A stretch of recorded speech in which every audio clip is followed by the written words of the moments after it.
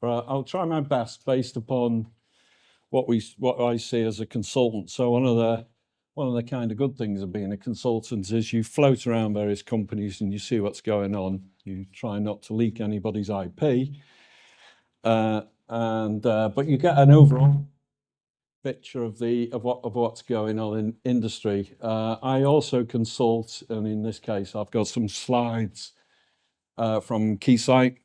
So I work as a system architect of a kind for Keysight on their latest millimeter wave head designs. And I'm a visiting professor at the University of Manchester with the Royal Academy of Engineering. So it's a bit of a challenge, this, but let's see where it started. So I always start with this. That was a bit of a laugh. You can't help but admire his sort of ambition.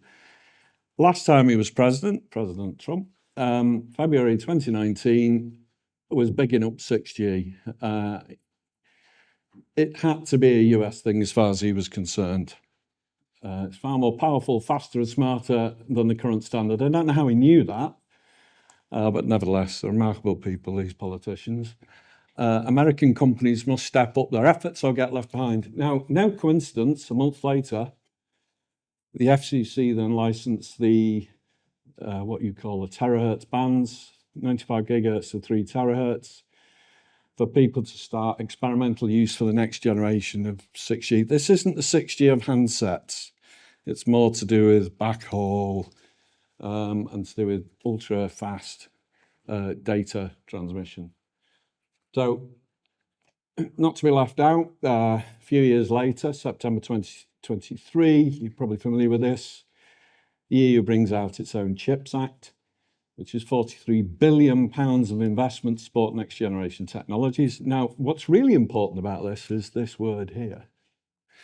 They also included training in that. It wasn't just throwing money at companies to do clever things, it was also to bring on the next generation. And that's kind of as an ex-academic, that's still a mission of mine that we should be doing more of this in the UK. August 2024, President Biden brings in the CHIPS Act, and that's a $53 billion US semiconductor supply chains. Not to be outdone, the UK announced a few months ago £19 million for semiconductor. So we're still in the game. So if I cast forward, and you've seen a bit of this from Rob, I suspect it was a similar source.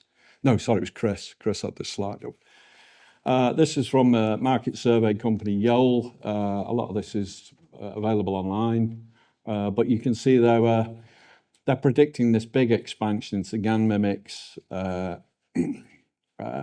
They kind of listed most of the compound semiconductors and silicon carbide here down at lower frequency end. And then at the top end, we've got indium phosphide extending up to 300 gigahertz.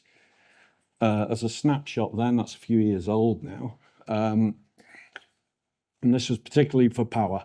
For RF GaN system benefits were seen as high power output, higher efficiency, smaller size, chip size, and broader bandwidth, potentially.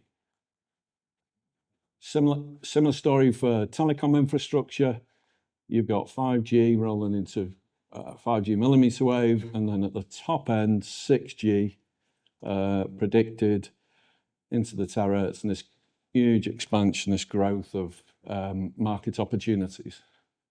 So this should be telling governments, really, that this is an area to invest in. Also investors, obviously, and companies to get into, to stay in the game, to stay relevant, to try and attack these markets.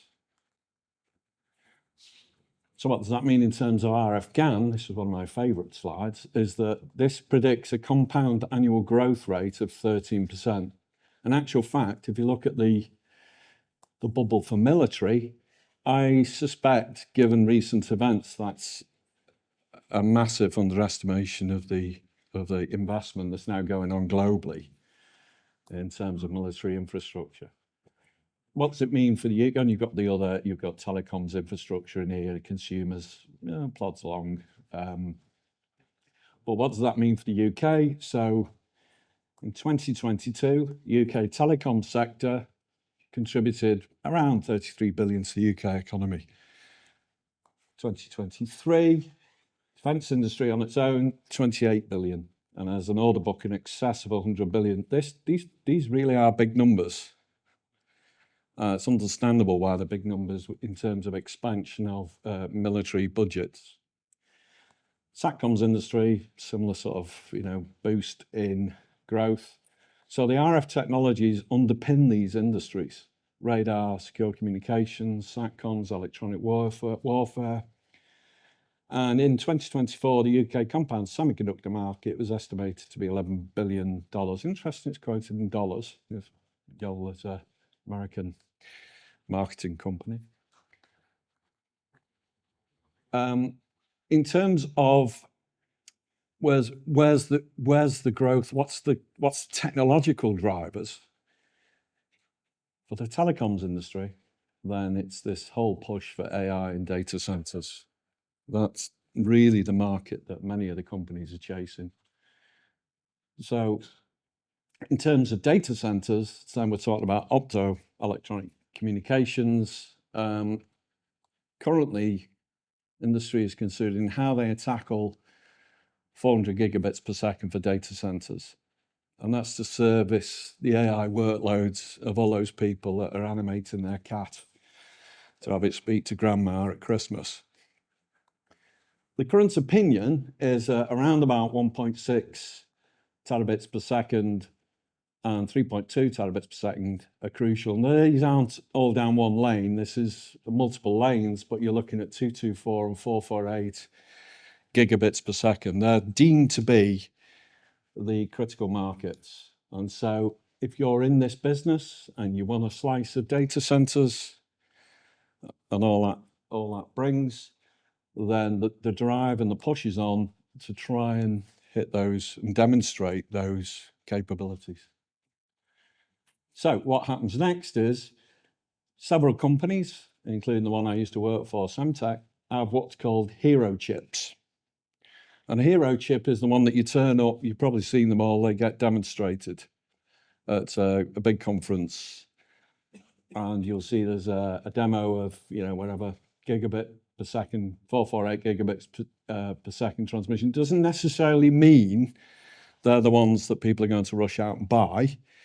It won't necessarily be in a package at that point. It may not survive the thermal or the environmental challenges that real chips have to. And it'll probably cost a packet, whereas your customers want to buy it for $2, not $25. So the current standard is PAM4, but PAM6 and PAM8 are being investigated, and that's kind of what these things look like. You look at these eye diagrams. Interesting to note, I got most of this from this workshop, which is available online. It was only a few weeks ago, Race to 448 gigabit per second. So it's available online if you're interested. And these channels at these data rates, remember, they have to include the connectors, the packaging, the PCBs, everything. It's not just a hero chip on the demo with the probes down. It's in reality, it's got to be everything. And so what that means in terms of chip performance, you've got to have bandwidths way above 100 gigahertz to support that. This is lovely if the processors exist. It's all very well saying we need 150 gigahertz bandwidth. I might tell my boss, well, tell me which processor you want me to go on that I can have reliably got on that's cheap. So in order for this to start happening quicker, then we need, first of all, we would need the foundry processors, and if they exist, we need to develop the chipsets and the MMICs.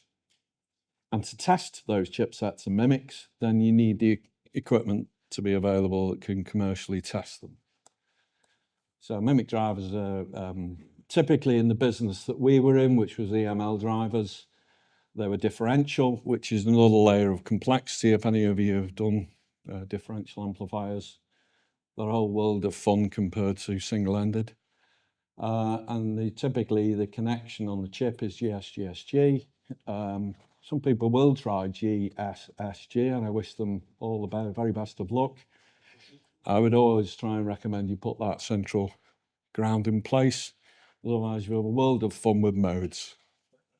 You'll learn a lot, but you might get sacked. Anyway, so also, once you've done this, I can't stress this enough, MMIC designers tend to design mimics, and that's it. They wash their hands of it. Then they hand it over to the packaging team, and the packaging team say, I've got this cheap package, we'll lob it in there, we'll bond it in, hey presto, job's a good one. It won't work like that. This has to be part of the whole system design. And at these frequencies, I would suggest manual bonding's right out. It might be automated bonding or some other funkier integration. So just a couple of slides on technology. So like I say, that we need the device technology, otherwise this is just an academic exercise. And so if you look at the main, these are the ones I pulled out from Rodwell's paper. Rodwell's really interested in terms of their developments at UC Santa Barbara, but I'll come on to that later. So if you look at MMIC, as was, the French foundry, it's now owned by MACOM. These were their processors available. So you got PHEMTs, MHEMTs with a 40 nanometer out to 240 gigahertz, GaN, 60 nanometer out to 100 gigahertz potentially. Very interesting. This morning there was an announcement by MACOM. They're on the 40 nanometer HRL process, or at least having a tech transfer. So that will push this a bit further up here. How cheap it'll be, I have no idea. You got Win Semiconductor here as well. I'm reliably informed. PP1010, PP1020, brilliant, cheap PHEMT processors. PP07's not far off. I believe the first quarter of next year, I was told it'll be available. Reasonably good FTs. Duramics is another foundry of ETH Zurich. So this is a case where universities given the right sort of money to do the job properly, and hey presto, they produce really good LNA devices. 220 FMAX at 550. IHP, SIGI, we're not mentioning SIGI much, but again, SIGI, these processors are available, FT at 250, FMAX 350, and then the subsequent generation FT at 350. And then the old favorite, Teledyne, I've already got these chips out. Existing equipment that you might buy, such as VDI heads, they will have Teledyne amplifiers in them. So the chips already exist. Processors that were developed for the US military. If I go on to HBTs, just very quickly, Teledyne, UC Santa Barbara, so this is the Rodwell group again. This came from a paper by Ian Dedich, Cisco, that was published in July. That's a great paper to read if you want to see the implications of what technology and what we'll need in terms of bandwidth. But you can see the driver here. I mean, you've got these, I mean, if anybody remembers the F20 processor, Caswell, this is, you know, we're out here now. 20 odd years ago, we were down at 26 gigahertz. Now we're at 520 gigahertz, FT, Fmax over a terahertz. Like Teledyne, usual suspects, Teledyne, UC Santa Barbara, Northrop Grumman, ETH Zurich, NTT, and so on. Infineon, Global Foundries, STMicro. So what we will need, and if you read Ian's paper, there's some of the conclusions he makes is that driver amps require significant gain over the bandwidth, limited, possibly limited by FT processors, which is why these are being driven up as a push to increase FT. Otherwise, you may lose out on the data center market, which is potentially massive. Okay, probably all I need to say about that. So, what do we need as MMIC designers? If I put my MMIC design hat on, we need, in order to characterize things, first of all, we need a good calibration. So you set up your prober, good calibration. That should mean we get good device circuit measurements, and that should yield good modeling. So in the end, you produce a quality PDK, and the quality PDK goes out to your customers, and they design fabulous circuits, and everybody's happy. Okay. The one thing that's missing from this loop is the person that does all that. We are you only have to look around the room. We face a demographic where we need more people to be able to do this stuff. We're actually, as a nation, we're pretty good at this, but far too many of us are getting to that retirement age, and we need a younger generation to pick it up and push it on. So this is a couple of slides just to show you the sorts of things that go on when you do your measurements. So you remember the processes that we were previously looking at. You probably need to be measuring devices up to 240 gigahertz and probably well beyond that in the future. So this is a typical single-ended measurement. So you've got ground signal, ground, there's a circuit in the middle. There's my prober, on-wafer probes. That's connected to a source measurement unit, so I can bias via the signal line and measure the component performance as a function of bias. If it's differential that I'm doing, then I need 5 fingers on the probe, so that's GS, GSG. And as we go up in frequency, we tend to decrease the spacing because we start to get other effects. In fact, we end up having to move away from microstrip because that'll radiate like crazy at 200 gigahertz on a 2 mil substrate. What we'd ideally like to be able to do is we do a probe tip cal, so a 2-tier calibration, and we bring that calibration plane up to the device. I don't want to measure this lot. I want to remove that and just be left with the circuit in the middle. That's my ideal. If I manage that, and there's my probe with the good old-fashioned infinity probes, and I end up with this bit in the middle, and this is for a 2x12 common gate FET, then if I can measure that accurately as a function of bias and whatever else I might do, IV, pulsed IV, whatever it is, then I should be able to extract the circuit model, which then goes into my PDK, which then goes off to all those MMIC designers who then use it. And we don't slavishly use PDK models. We know there are errors in them. And so we typically use them as a starting point. And then you go through 2 or 3 iterations to get the circuits that you really want. Well, 2 or 3 iterations for me, probably some of the people in this room might do it in 2. Liam, maybe. Not jealous. Anyway, this is what typical on-wafer standards look like. There's a through, there's a load, there's a via at the end of that. There's my circuit. That's a short. There's my open. You get the general idea. Lots of wafer space. So, you know, you gotta suck it up, really. Typically, what are we doing?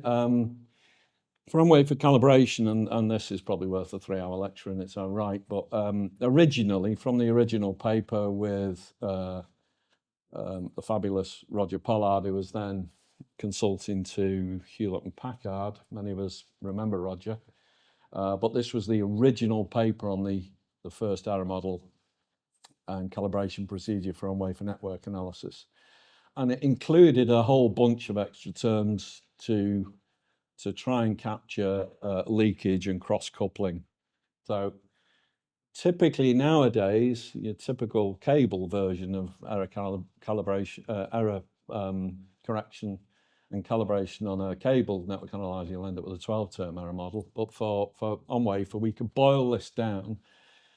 If we minimize leakage terms, we put the source switch behind the reflectometers, and we've got a good reference, then that'll yield an 8-term error model, which can then be normalized to 7 terms, ideally. What are we correcting for? Ports match, so the ports could be off. The couplers are not ideal. The tracking between what the RF is actually doing and what the reference thinks it's doing, and leakage. And as I say, we try and, nowadays we can eliminate leakage, or at least we used to at lower frequencies. Now we move to higher frequencies and we've got all those awful modes. This is becoming a thing again. So this is your standard. I won't go into this for too much depth, but these are the standard techniques. SOLT, short open, load through. So the T there is a through, the L this time is a load. LRM, now we change that, it's become the line. Reflect match, or the more commonly used, and I've used this a lot out to about 70, 80 gigahertz, which is line, 2 reflect standards and a match. That's embedded within the WinCal and the equivalent from MPI. So it's not quite an industry standard, but it's commonly used. So you lay these standards out on your substrate. And then the one at the bottom is the one that we typically use above 80 gigahertz, which is the multi-line TRL.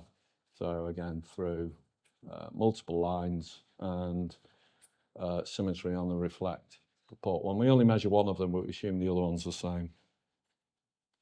Okay. I mentioned leakage, just to throw the cat amongst the pigeons.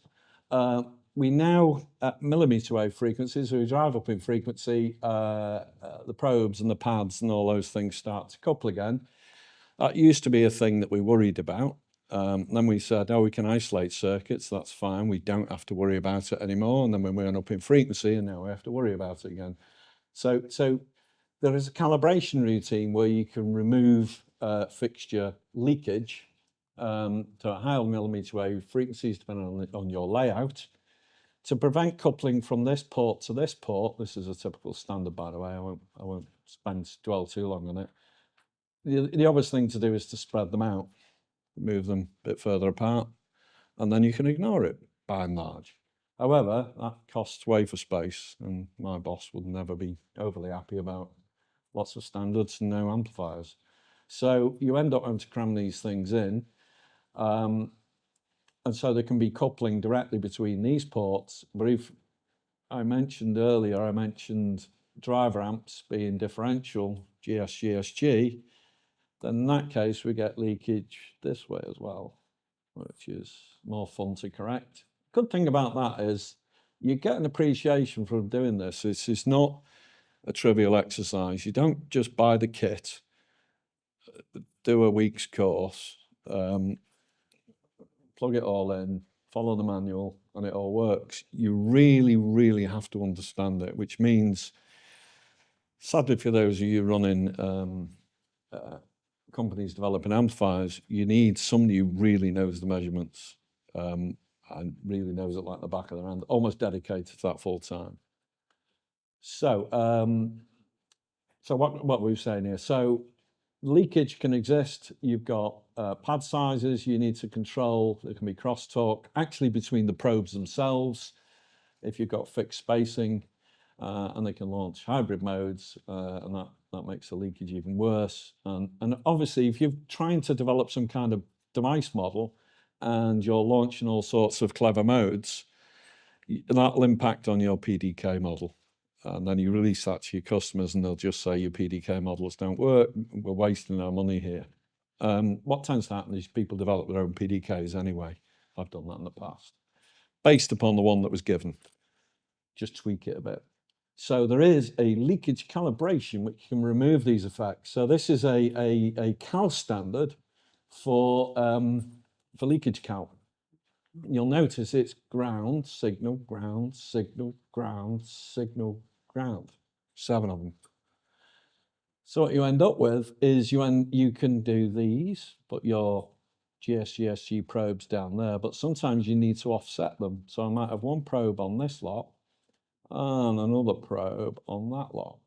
And I'm checking the cross coupling across standards. And the similar activity up here. So these are shorts, that's a load and an open, and so on.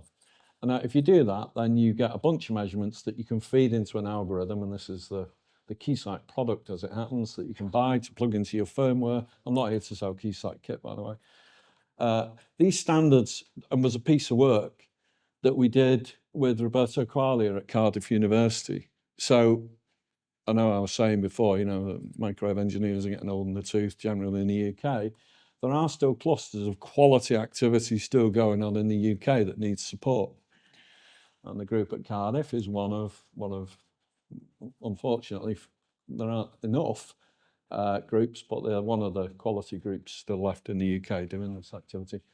So what else do you need? Having said I wasn't here to sell kit. Let's have a look. So I'm system architect on this. So I'm a bit proud of a bit of that. I'm not the only system architect. I don't take responsibility for it. I've done some of the modeling on it.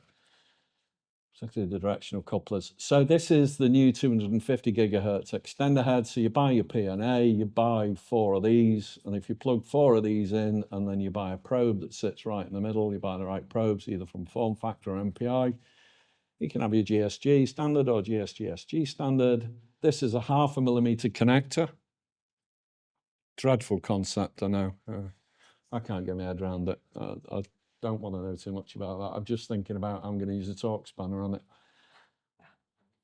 You know, you can imagine you drop the probe. Oh, I don't even want to think about it. Anyway, so you can. It's quite busy in here, but this is a differential in and differential out. 250 gigahertz. True differential is a challenge in calibration. As it is, a differential calibration, true differential is a 50-odd step calibration. Then I'm going to do that too. Oh, yeah. Anyway, it's years of fun. This is what things used to look like back in the old days when I was a lad. This is one of Iconic's chips. So this gives you an idea what we were doing at 30 gigahertz. So by comparison, this is the old standard chip in the middle. Somebody gave us the package, so we had to put a little interpose, a little alumina insert there to help match in and out of chip. 4-watt Ka band, 30 gig Satcom MMIC. Nice chip actually. Then it had to work on a board for that was a European Space Agency project we had. The problem with this, if you try and adopt this technology to 200 odd gigahertz, these bomb wires are going to slaughter you.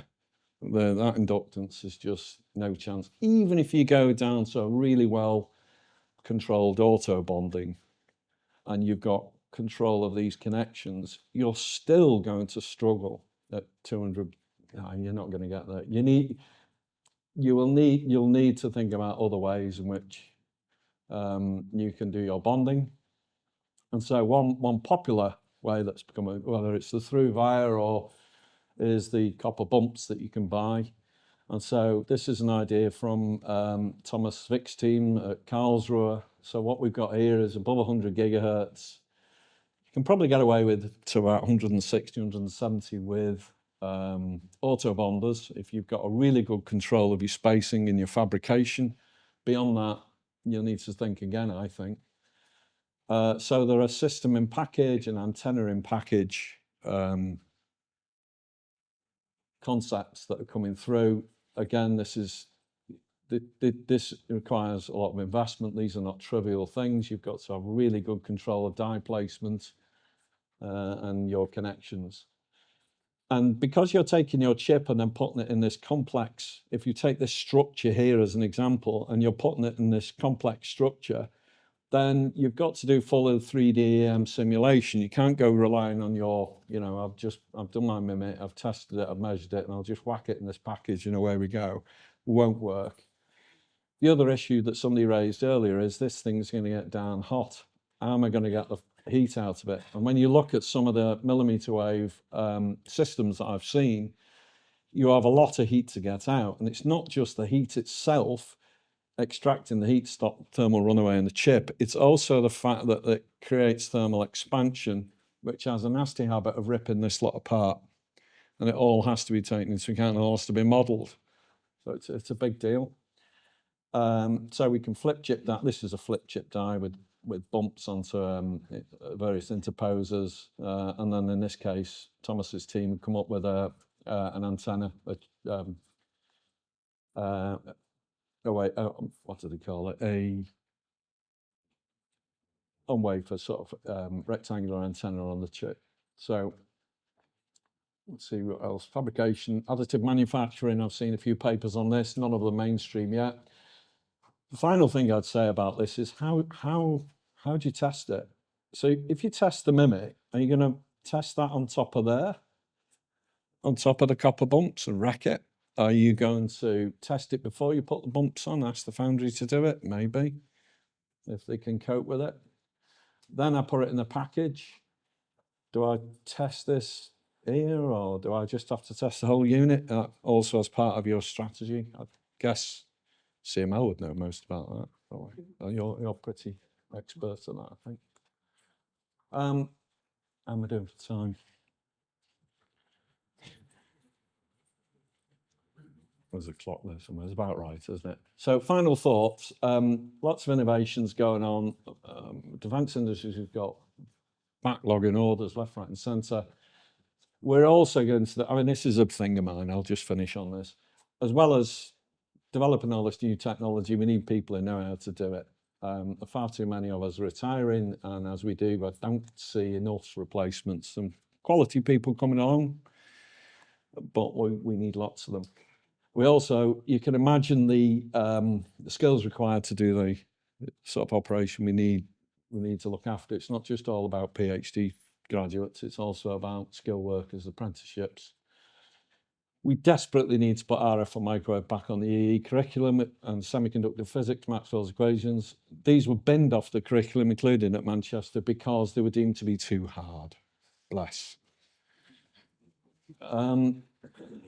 Because they were too hard, heads of department didn't like them because students complained the subject was too hard, and they marked the, you can't believe me, can you, Merv? This is a thing.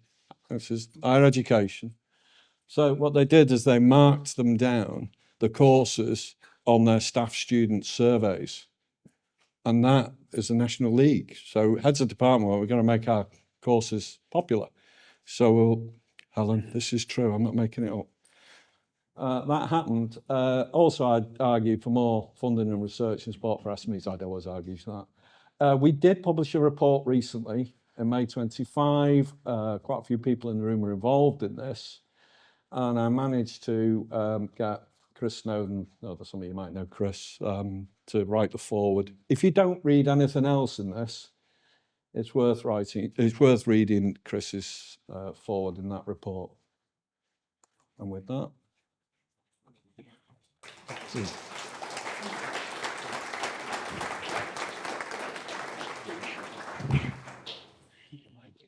All right. Thank you, Rob. Lots of stuff covered there. I mean, 250. How did I do it in the time? On wafer measurements. And your final slide is actually a presentation in itself, which, you know, I've obviously been involved in the same committee as you were, and it's a cause close to my heart as well. Just a quick commercial. Interlligent is obviously playing its part with Microwaves 101, and we really need to get more people upskilled in microwaves, definitely. Anyway, enough of my comments. Anyone else got any questions?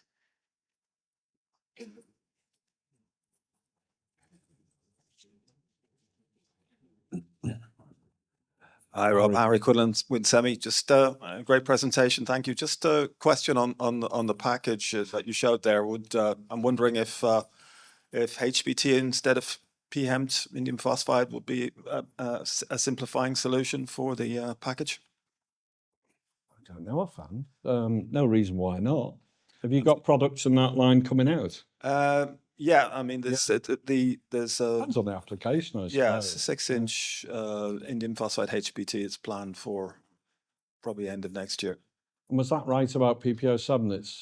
Is it March? PPO7 will be released towards the end of this year or beginning of next quarter. Yeah, good.